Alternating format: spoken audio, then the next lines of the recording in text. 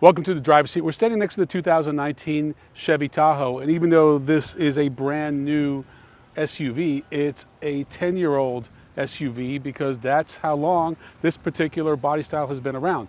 Now, if you want to wait a few months, there's a brand new Tahoe coming out. So here's the good news, bad news. If you're one of those people that likes a great deal, this is the best time to buy the old Tahoe, as long as you don't mind the old tech. And it's pretty old.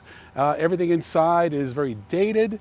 You could see a lot of the cheap fake wood. Everything that we didn't like about the old Silverado, because the Silverado and the Tahoe are basically siblings, still exist in this 2019 Tahoe. But the good news is you could probably get $10,000, even $11,000, $12,000 off of one of these.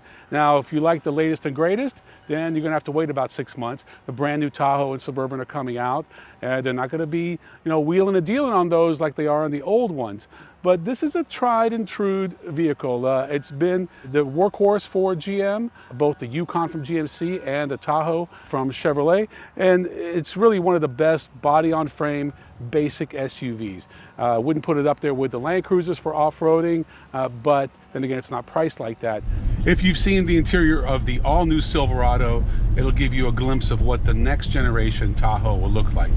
This interior is not bad, but it's just very dated. As you can see, the controls are very old and bulky, and in the new Tahoe, this will all be remedied.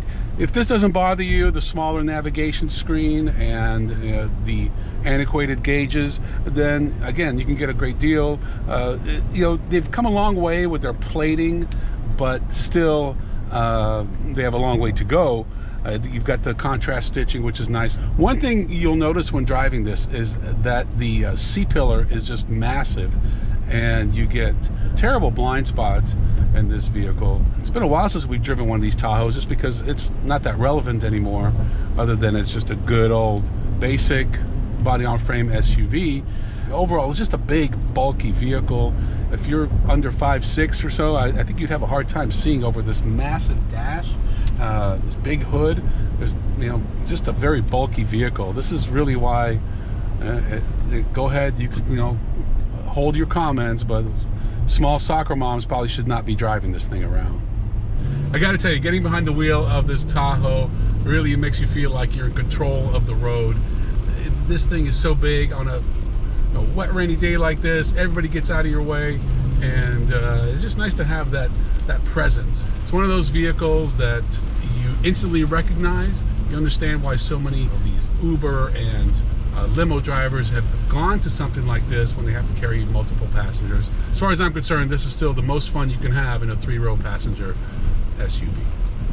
So the one we're driving today is the Premier. This is the top of the line, and it's pushing $80,000, high 70s.